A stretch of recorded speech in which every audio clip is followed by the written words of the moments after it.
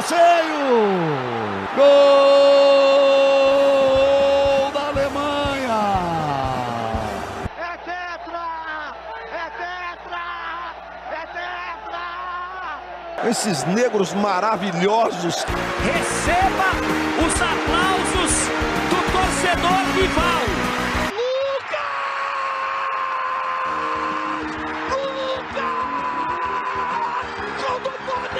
É do coração, ele não responde ao cérebro, o pé responde ao coração!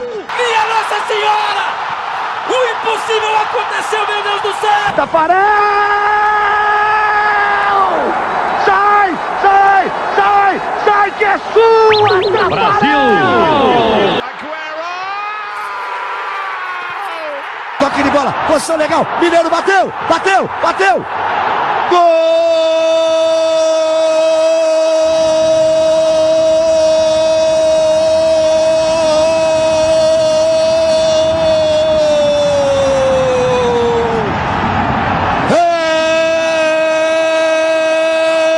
São Paulo! Olá a todos, começando mais um Comentando Gadabol, comentando as oitavas de final das competições da Conmebol, né? A Conmebol Libertadores e Conmebol Sul-Americana. E bem, tivemos coisas interessantes acontecendo, algumas surpresas, algumas outras nem tão surpresas, enfim. Vamos lá. Vamos começar pela competição principal do nosso continente, que é a Libertadores. Vamos comentar os jogos aqui, os jogos de ida, os jogos de volta e comentar sobre os confrontos que irão ocorrer. Nos jogos de ida, começando pelos jogos de ida, que eu tô vendo aqui por jogo de ida e depois jogo de volta, então vou comentar os jogos de ida e depois de volta. Não irei comentar, não. Houve confronto entre esses dois times aqui. O primeiro foi assim, o outro foi assim. Foda-se.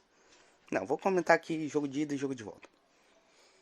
Tivemos o Emelec e o Atlético Mineiro se enfrentando lá no Equador. Uma partida que poderia ser fácil para o Atlético Mineiro, mas que acabou se complicando com o jogador sendo expulso, tomando empate. O Atlético ainda teve chance de sair com uma vitória, mas o Hulk acabou perdendo o pênalti. E o jogo terminou apenas 1-1. Outra partida aqui foi Atlético Paranaense e Libertad, né? Furacão recebendo o Libertad em casa, num jogo equilibrado até, onde o Furacão abre o placar, só que o Libertad busca o empate e consegue o empate. E o Furacão depois foi buscar o segundo gol, né, para sair em vantagem, porque é ruim num confronto equilibrado você sair com empate em casa, né? E o Furacão venceu por 2-1 e conseguiu, né, um bom resultado para a volta. Perigoso, né, o resultado, mas ele conseguiu um resultado ok, vamos dizer assim. Aquela que agora pode ser considerada a pior partida, né? Corinthians e Boca Juniors, um 0-0 na arena. Aquele jogo apertado, sabe? Muito pegado, essas coisas. O Boca, meio que abdicando de jogar, enfim. Corinthians não conseguindo fazer nada. Corinthians teve até chance de sair com a vitória, né? Teve um pênalti a favor. Só que o Roger Guedes errou o pênalti e acabou mantendo 0 no placar, né? Aí na quarta-feira tivemos Cerro Porteño e Palmeiras lá em Assunção. E o Palmeiras meteu 3-0, né? Enfim. O que não é difícil de se imaginar, né? Porque o Palmeiras é muito forte e o Cerro tá muito abaixo. Então, o Palmeiras já conseguiu garantir uma vitória para mantê-lo bem confortável na partida de volta, sabe? Jogar por gás e na volta. Aí num dos confrontos entre argentinos, ocorreu um empate de 1-1 entre o Talleres e o Colón. Jogo lá em Córdoba. Um jogo. Eu acho que cada tempo um time foi melhor. Não tenho certeza. Enfim. Colón abriu o placar, enfim. Com a assistência de Pulga Rodrigues, né? Pulga Rodrigues é jogador lendário do Colón. E lá perto do final do jogo, o Talleres conseguiu empatar a partida. Aí tivemos o jogo na Colômbia entre Tolima contra o Flamengo. Um jogo com um resultado surpreendente. O resultado foi surpreendente pelo que foi o jogo, porque era uma partida que foi uma partida que o Flamengo jogou muito mal, o Tolima jogou muito bem. O Tolima merecia ter vencido a partida, só que acabou com o Flamengo vencendo a partida com um golaço de Andréas Pereira. E foi um golaço tipo de despedida, porque ele estava se despedindo naquela partida. E ele meteu um golaço de fora da área. E o Flamengo conseguiu essa vitória fora de casa por 1-0. Que deu uma boa vantagem, né? Para o jogo em casa. Aí tivemos um jogo lá em Buenos Aires, né? Jogo em Buenos Aires, né? Porque esses dois times são de Buenos Aires. Vélez Sarsfield contra River Plate. E foi uma partida surpreendente, porque o Vélez ganhou a partida. E o resultado é mentiroso, porque o Vélez deveria ter vencido por mais. O Vélez ganhou a partida por apenas 1-0. Só que merecia ter feito mais gols. Como que é o nome do goleiro do River? O Armani salvou. O Armani salvou o River de ter tomado uma surra. Ou seja, um resultado, assim, injusto pro Vélez. Porque deveria ter ganho por muito mais, né? Pelo que jogou, enfim.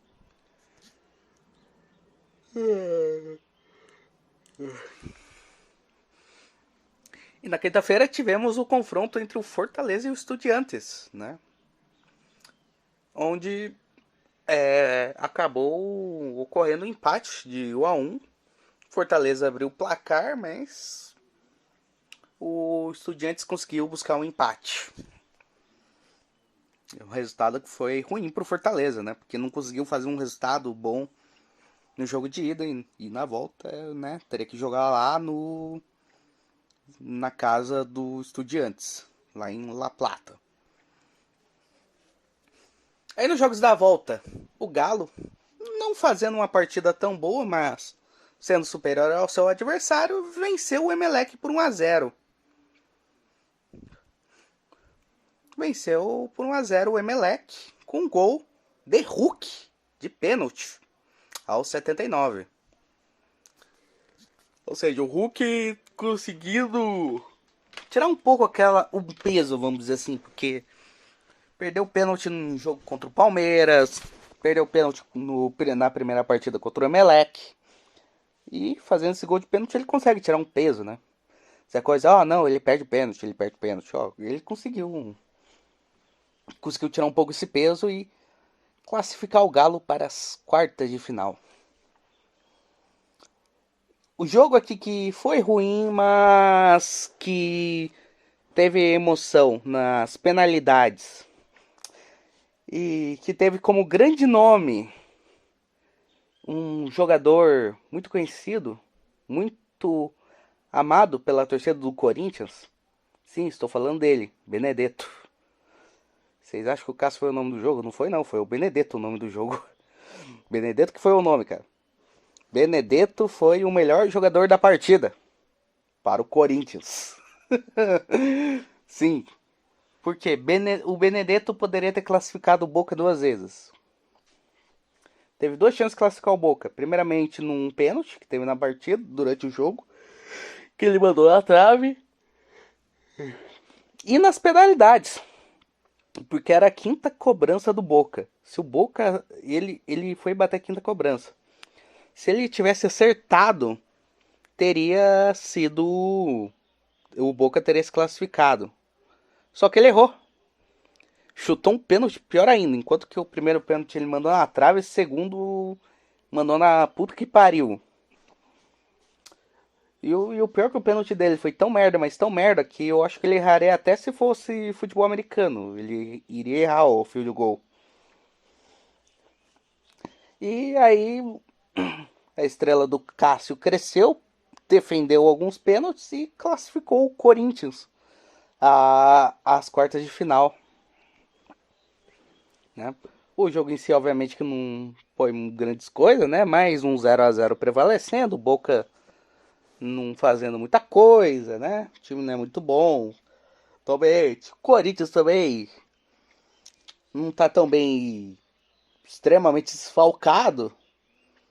O que aumenta o vexame do Boca, né? Foi eliminado em casa na Bombonera por um Corinthians desfalcado. Tipo, bem desfalcado o Corinthians, né?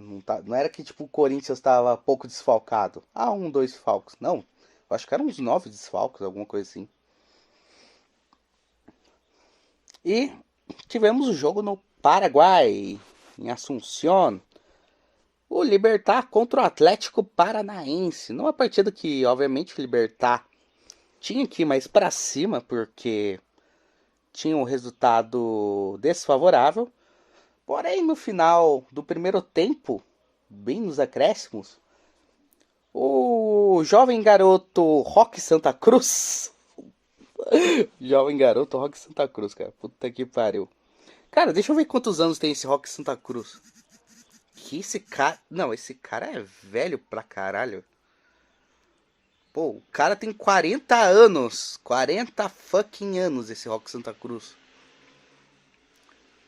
O cara...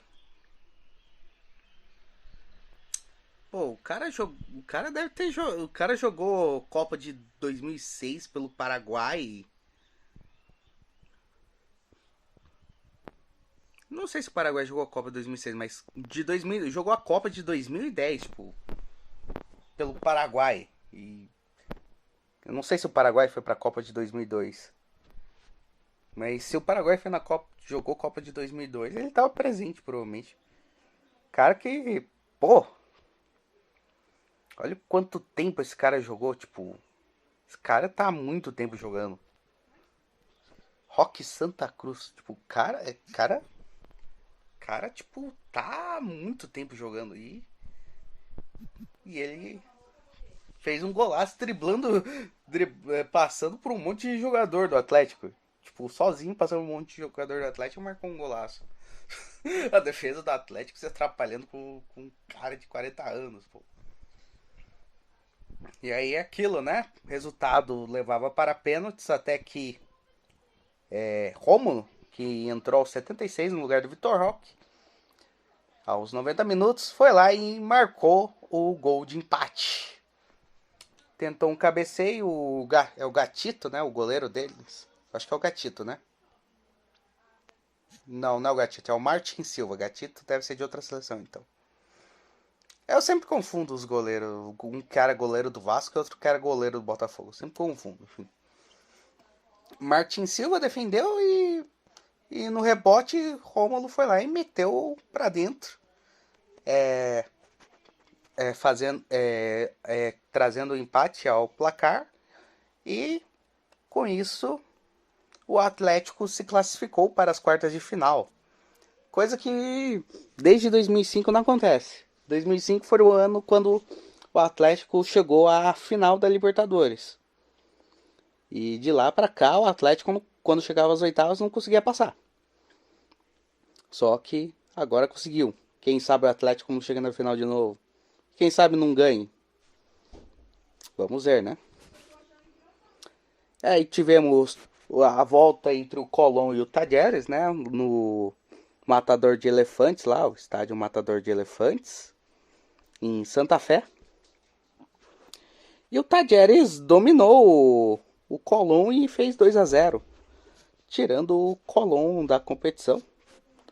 Talleres conseguindo uma boa classificação agora para as quartas de final, né?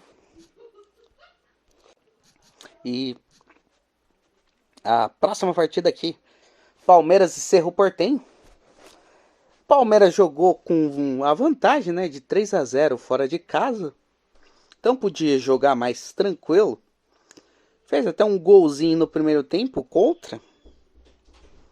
Só que o Palmeiras foi aparecer mesmo no segundo tempo. Segundo tempo, o time do Palmeiras embrasou e meteu mais 4 gols, decretando o resultado de 5-0 no Cerro Porteño. E ainda por cima, o quinto gol, o gol do Rony, foi o gol de bicicleta. O Rony finalmente conseguiu fazer o gol de bicicleta que tanto tentava. Após tanto tempo, após várias tentativas, ele finalmente conseguiu. E aí tivemos o jogo da volta lá no Rio de Janeiro, entre o Flamengo e o Tolima.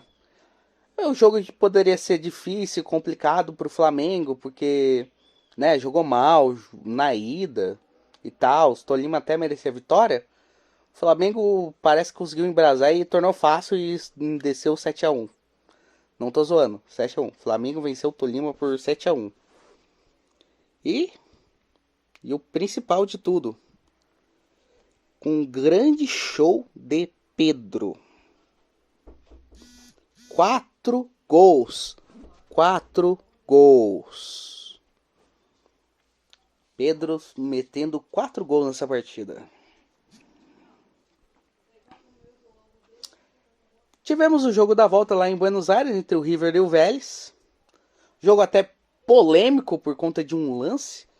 Eu acho que foi o gol que o River Plate marcou e que o VAR anulou. Até o áudio do VAR, os caras ficaram se perguntando, pô, eu fiz certo. Pô, eu acho que é gol isso aqui, não sei, blá blá blá. Os caras meio que ficaram discutindo. Até o cara meio que se convencer, não foi gol, vou anular. Tipo, deu polêmica esse jogo. E o resultado acabou prevalecendo 0-0, o que garantiu o Vélez na próxima fase. E mais uma vez, mais um gigante argentino caiu fora. Teremos, após tanto tempo, teremos umas quartas de final sem River e Boca. Sem ao menos um dos dois, né?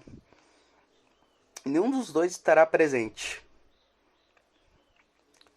E o último jogo, né? A volta lá em La Plata, o Estudiantes assumiu o favoritismo e fez 3-0 no Fortaleza, né? O Estudiantes já conseguiu fazer o gol logo no começo já, para complicar a situação, né? Do Fortaleza, né? Aí o Pikachu vai lá, faz uma falta e é expulso. Aí acaba de vez, né? Com a chance do Fortaleza e o Estudiantes mete mais 2 e continua na competição. E acaba a grande e surpreendente campanha do Fortaleza. Que no começo da Libertadores estávamos pensando que iria cair fora, né? Pelo começo ruim que teve. Mas que chegou até as oitavas de final e já foi um grande feito. E agora teremos as quartas de final. E nessas quartas de final já temos garantidos 2 brasileiros na semifinal e um argentino na semifinal. Poderemos ter mais um terceiro brasileiro garantido na semifinal para garantir um brasileiro na final.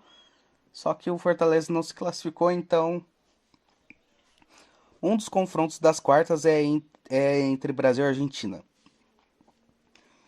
Outro feito doido também, porque sempre tinha pelo menos algum time de algum outro país nas oitavas. Só que agora é só Brasil e Argentina. Aqui praticamente a Libertadores virou uma Copa do Brasil de luxo, vamos dizer assim. É o que eu já gravei vídeo aqui comentando minha ideia para um novo formato, né, de Libertadores.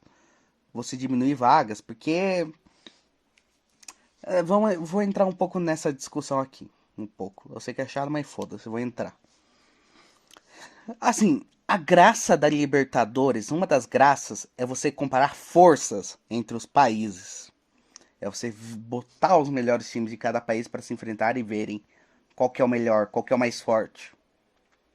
Só que perde a graça quando você manda tem 9 brasileiros na competição e tipo, mais da metade, eu acho, são o quê? São, mais da metade, né? Mais da metade dos times nas quartas de final são brasileiros. Com você garantindo 2 brasileiros na semifinal, né? Porque você vai ter 2 confrontos brasileiros na competição. Enfim. E você ainda pode garantir uma semifinal brasileira. Se o Atlético passar, né? Ele vai fazer uma semifinal brasileira. Veja só o negócio, cara. Perde a graça da competição, sabe? A graça é justamente a disputa entre os países. Só que você dá esse número gigantesco de vagas para o Brasil. Eu sei que o Brasil é o futebol mais forte. Todos nós sabemos. Mas, pô, perde a graça. A Libertadores, assim, completamente dominada por brasileiros. Ela perde a graça, cara. Pô, será que vai ser mais um ano de final brasileira? Não tem graça, entende? Perde a graça a competição. Mas, né? Aconteceu, vamos ver, vamos esperar para ver o que vai acontecer. Enfim, teremos o confronto brasileiro, né, entre Corinthians e Flamengo. É um clássico, né, que o pessoal fala, clássico das multidões. As duas torcidas de maior torcida no país, né? Enfim, é o clássico. É o clássico do crime organizado, o PCC contra o Comando Vermelho. Quando ocorre jogo entre esses dois times, é o momento que você consegue andar tranquilo na rua. Porque a bandidaraiada toda vai estar ocupada vendo o jogo. Enfim. É um jogo que eu sinto favoritismo pro Flamengo, né? O Flamengo é mais time que o Corinthians, é óbvio. Mas o Corinthians pode passar também. Não é aquela coisa de Flamengo muito mais favorito que o Corinthians. Não é que nem era Cerro e Palmeiras. Não é isso. Eu diria que um 60-40, assim, pro Flamengo. Vou começar a utilizar isso, 60-40. Aí, outro confronto brasileiro que irá ocorrer: Atlético Mineiro e Palmeiras. Confronto de semifinal do ano passado. Será que o Galo dessa vez vai jogar de uma forma insana para conseguir derrotar o Palmeiras? O Galo não está tão bem, não está jogando seu melhor futebol, mas a eliminação para o Palmeiras doeu. Então, eu acho que o Galo é capaz de querer ir para cima e com tudo para conseguir essa classificação. Ganhar do Palmeiras, chegar à semifinal, se pá, chegar na final e ser campeão, né? Eu acho que o Galo vai com tudo. E o Palmeiras, obviamente, vai em busca do 4º título do tricampeonato, né? Tricampeonato seguido, né? Enfim, é um jogo interessante para se ver. Aqui no caso, eu acredito que por tudo que serve com o confronto, eu colocaria 55-45 pro Palmeiras. É o confronto argentino, Vélez Sarsfield contra o Talleres. Cara, esse confronto eu definitivamente não faço ideia de quem pode se dar melhor.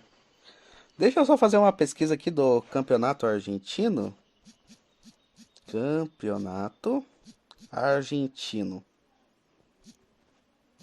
Pô, essa merda não serve, né? Pra pesquisa. Pesquisa do campeonato argentino. Essa bosta não mostra o campeonato argentino. Só quero ver a tabela do Liga Profissional Argentina. Deve ser esse aqui. Bom, é que tem uns times de nome aqui. Vamos comparar o Talleres e... Cara, o Talleres e o Vélez estão, tipo, lá entre... Estão entre os 5 últimos da competição aqui. Então, na tabela. Então, sei lá, cara. Só que o Vélez tem um jogo a menos. Estão com a mesma pontuação. Estão com 5 pontos. Só que o Vélez tem um jogo a menos. Então, pode ser que o Vélez consiga pontuar mais. Só que sei lá, cara. Cara, nesse caso eu vou ser aquele cara bem pragmático, né? Confronto entre dois times argentinos, né? É assim, o Talleres não é um time de nome, né? Mas é um time que faz bons trabalhos. Teve atuações tipo tirar o São Paulo na pré-Libertadores, por exemplo. É um time de bons trabalhos, né? E vai enfrentar o Vélez, que tem nome. Assim, o Vélez não é um dos 5 grandes da Argentina, não é um gigante da Argentina, mas é um time de nome, é um time que já campeão de Libertadores, campeão mundial. Então, talvez o favoritismo esteja um pouco com o Vélez por conta do nome, né? Porque o Vélez é um time grande, vamos falar assim. Não é um gigante da Argentina, mas é um time grande. É um time campeão de Libertadores, campeão mundial. Eu acho que é o sexto maior campeão do campeonato argentino, enfim. É um time de nome. Então, cara, assim, o Vélez é favorito, mas sendo pragmático, eu meto um 50-50 aqui. E a outra partida aqui, o único confronto que não é nacional, né? Envolve 2 clubes de países diferentes. Atlético Paranaense contra Estudiantes. Cara, sobre esse confronto é interessante porque são times que vai ser... Assim como o confronto do Vélez e do Talleres, esse será um confronto que será legal ver algum desses 2 times na semifinal. Eu creio que o favoritismo está com o Estudiantes. Eu creio que o favoritismo é do Estudiantes porque aparentemente joga melhor, né? Só que o Atlético também não é fraco. O Filipão tá fazendo um bom trabalho. Então, eu acredito que nesse caso também eu vou meter o 55-45 pro Estudiantes. Ou você bota até menos, 53, 52, enfim. Porque também é um confronto bastante equilibrado. Ou seja, analisando aqui os jogos, você vê que são confrontos equilibrados. Talvez do Corinthians e Flamengo seja um pouco mais equilibrado, mas é equilibrado. Não são confrontos difíceis você definir alguém que passa. Como eu falei, não é que nem Palmeiras e Cerro. E fazendo o caminho até a final aqui, o vencedor do jogo entre o Furacão e o Estudiantes vai enfrentar o jogador... Não, o jogador não. Vai enfrentar o vencedor do jogo entre o Galo e o Palmeiras. Se formos pensar, por exemplo, o Atlético socou 2-0 no Palmeiras. Esses tempos aí. Palmeiras parece o Atlético com um time mais misto e o Palmeiras com um time titular. Aparentemente titular, né? Porque o Atlético teve que meter o mistão para poder jogar a Libertadores, né? Porque tinha o jogo da volta e o Palmeiras já tava com uma situação mais tranquila, né? Enfim, vai haver um confronto entre esses 2 times. Obviamente que o vencedor entre Galo e Palmeiras será o favorito, né? Mas também não dá para você dizer que já tá garantido na final. E a outra chave, teremos o vencedor de Corinthians e Flamengo contra o vencedor de Vélez e Talleres. E, obviamente, que o vencedor entre Flamengo e Corinthians será o favorito, né? Mas também temos que pensar que não é garantido. Não é um resultado, podemos dizer que é completamente garantido. Enfim, vamos para a Sul-Americana. Então, vamos comentar sobre a Conmebol Sudamericana, a segunda competição da América do Sul. Uma competição que, para mim, é a mais importante do continente atualmente, por motivos de puro clubismo. Enfim, vamos comentar os jogos de ida e volta.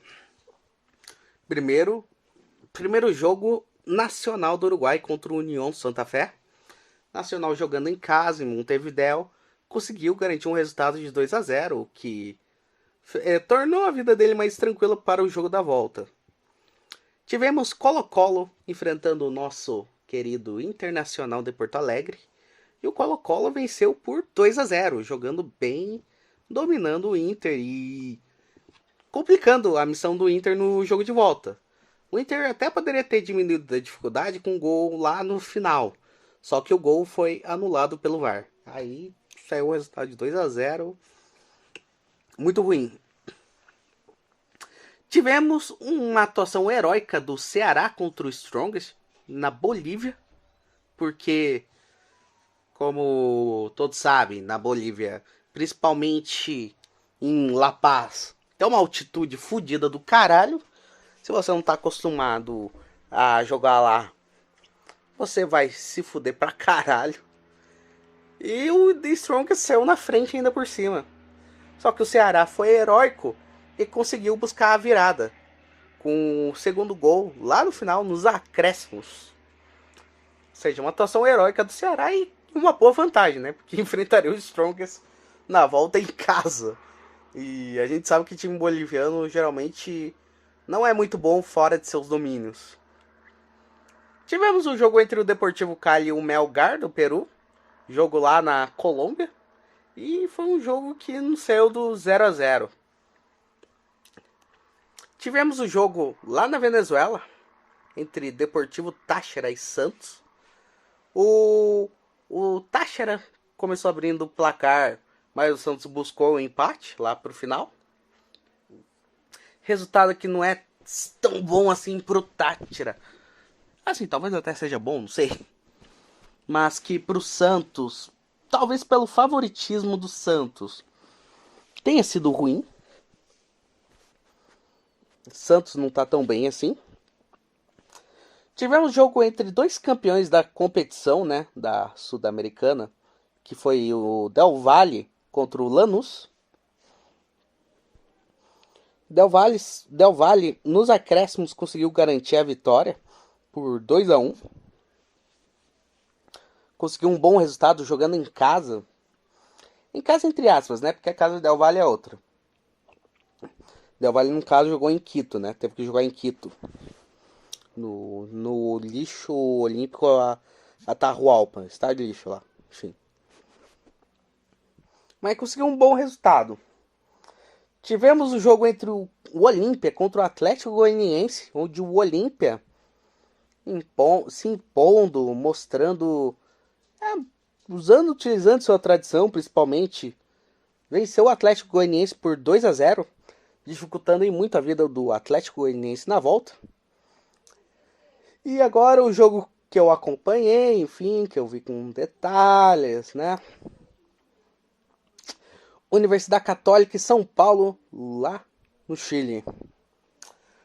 Então, foi um jogo que, se tivesse ocorrido de forma completamente normal, se o segundo tempo não tivesse sido a zona que foi, São Paulo poderia ter metido um massacre histórico. Poderia ter sido o 7-1 do Flamengo, por exemplo, em cima do Tolima. Poderia ter sido um massacre histórico, porque o São Paulo, mesmo jogando fora de casa e num gramado terrível, porque, nossa, cara, o gramado daquela partida tava horrível. Os jogadores do São Paulo o tempo todo escorregando. Porque, porra, ô gramado merda.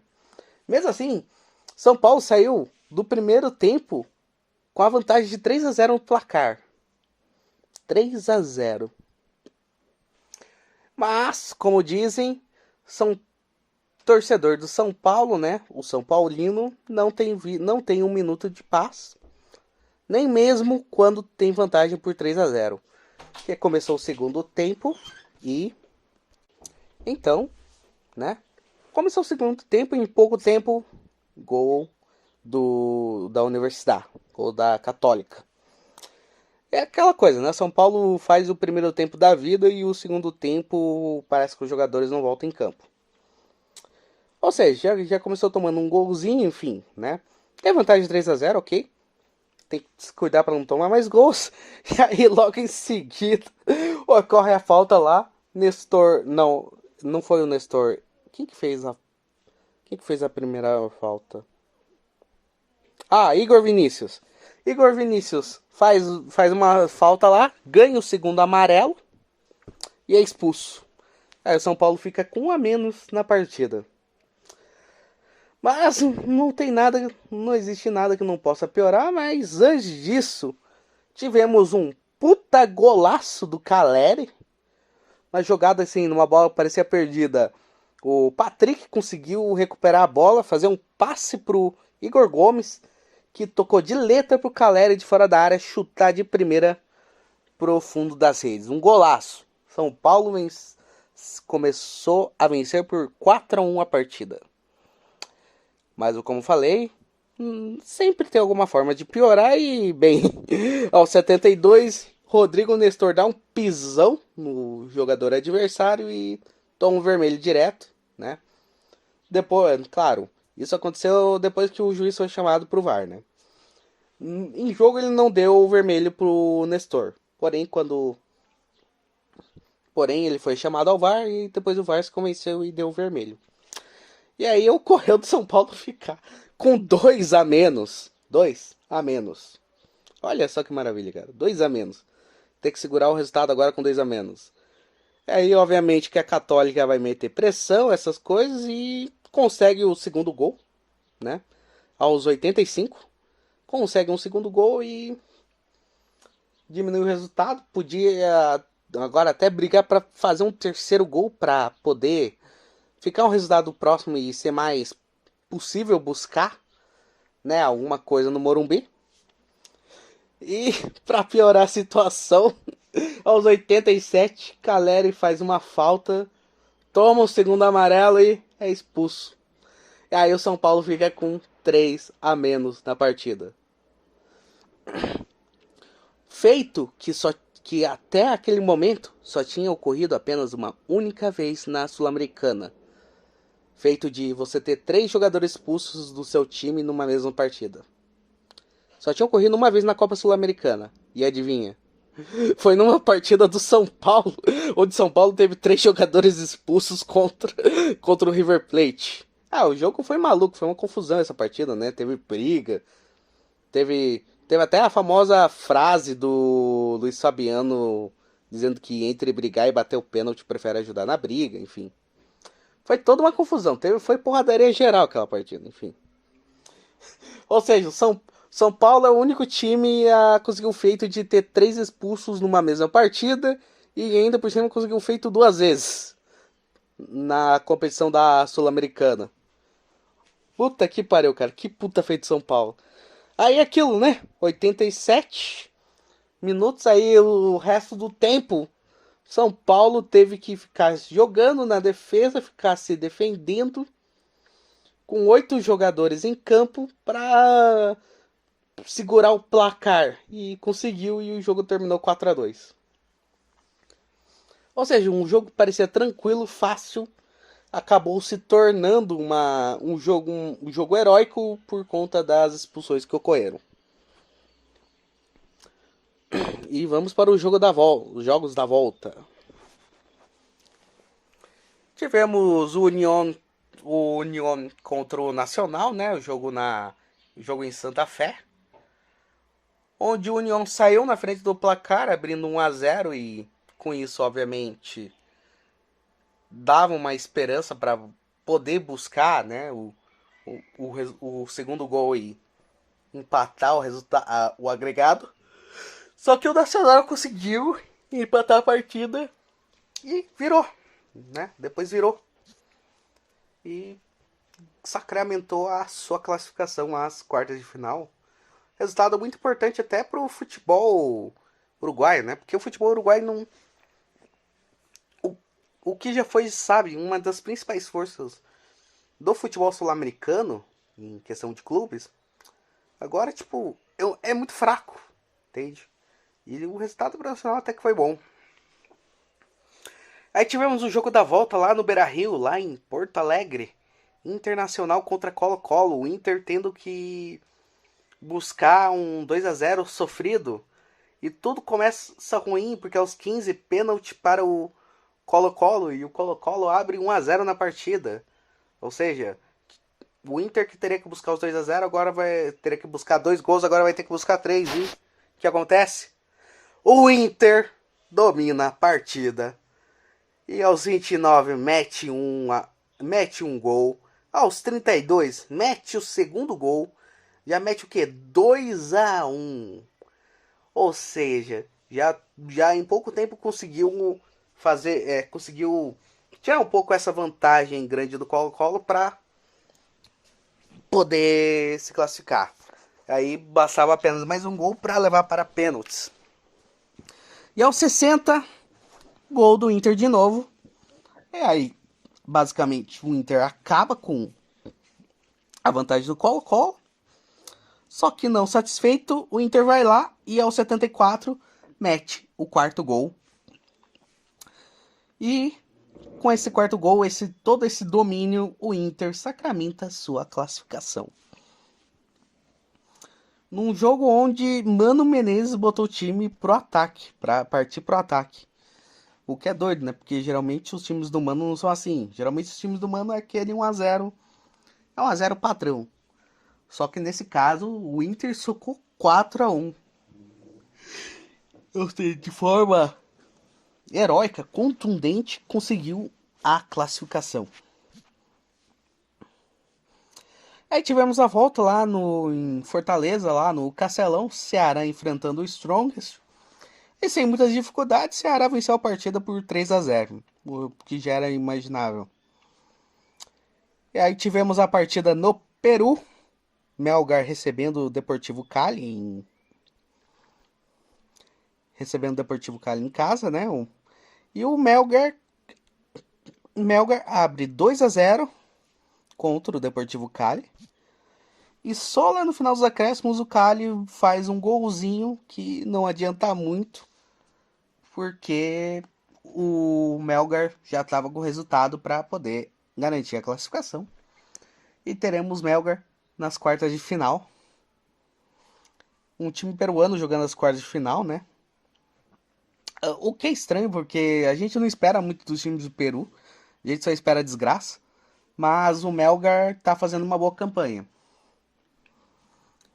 E o Melgar conseguiu desbancar o Racing no grupo, né, dele.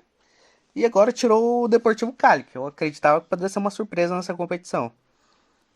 O Melgar vem de bons trabalhos no Peru, tanto é que eu acho até que foi o vencedor lá do Apertura lá no Peru.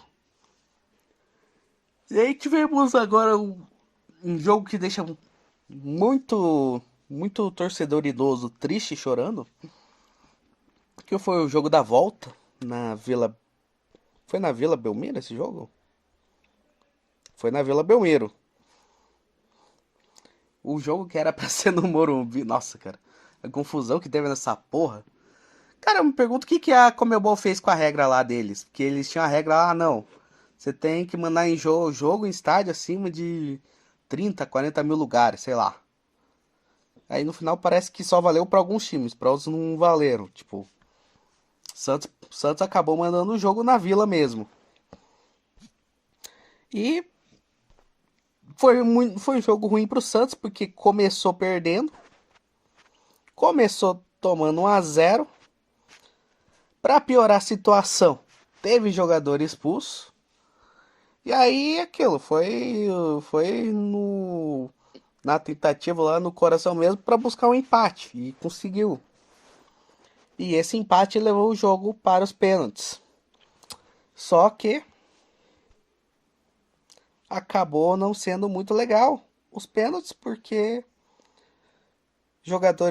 alguns jogadores do Santos erraram e os jogadores do Táchira foram perfeitos, e o resultado garantiu com que o Táchira conseguisse a classificação para as quartas de final. E esse jogo possui um feito impressionante. Possui um dado, uma estatística impressionante. O Táchira tinha jogado 14 partidas em solo brasileiro. Nas 14 partidas, ele tinha perdido. Essa é a primeira vez que o Táchira sai do Brasil sem perder. Ó, o Táchira não venceu no Brasil. O Táchira não venceu. O Táchira empatou. Mas ele garantiu a classificação pelos pênaltis. Ou seja, o que aumenta a alegria deles, né? Sair sem perder já seria um grande feito. Agora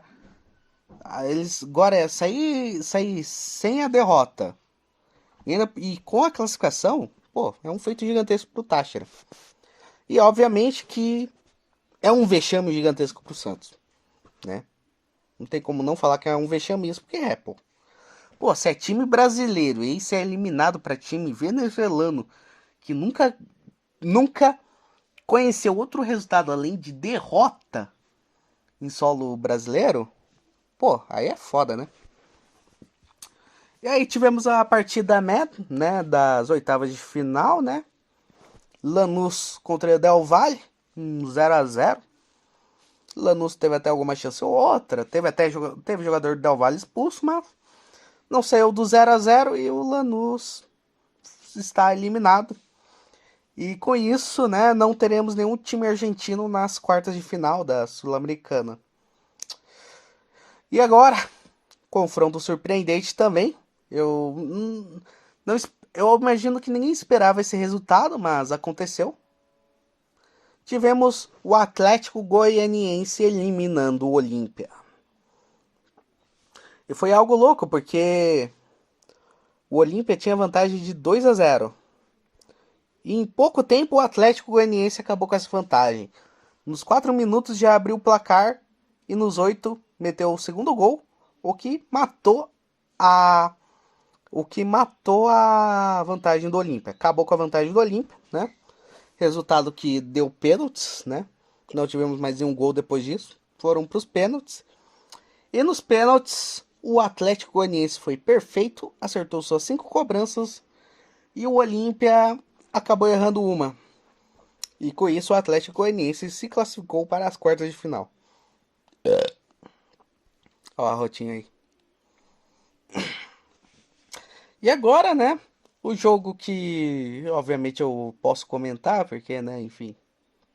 Eu posso comentar, né? Que eu vi.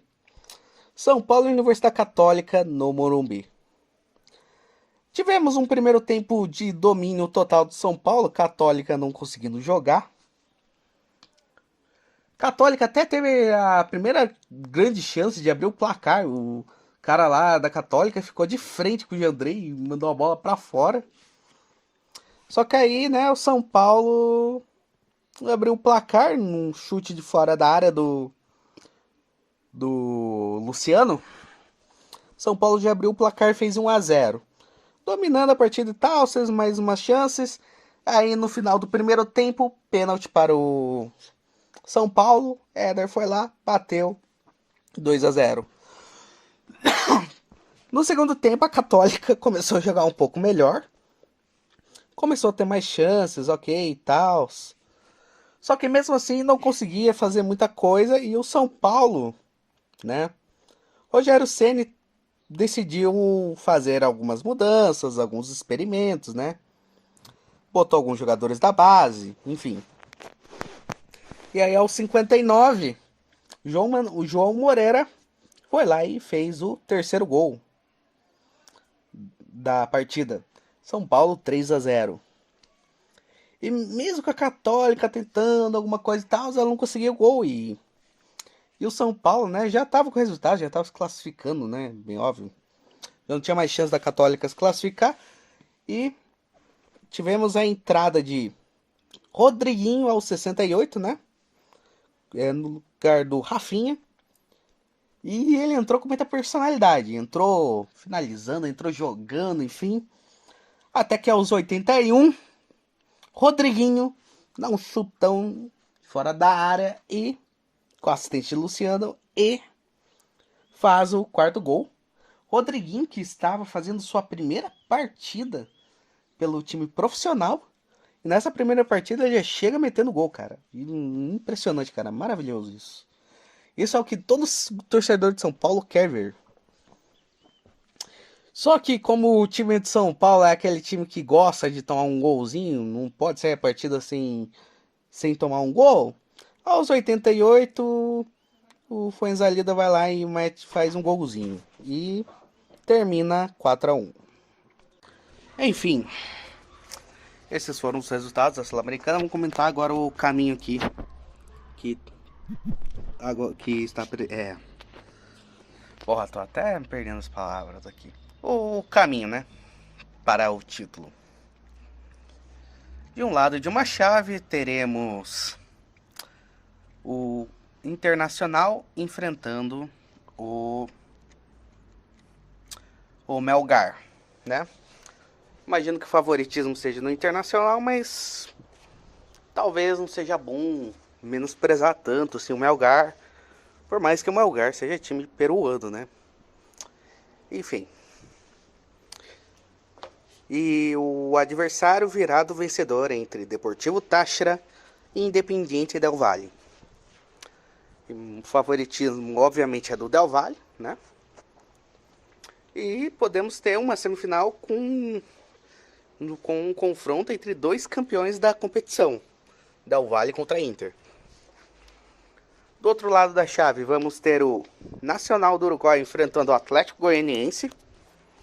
Será que o Atlético Goianiense derruba mais um tricampeão da Libertadores? Enfim.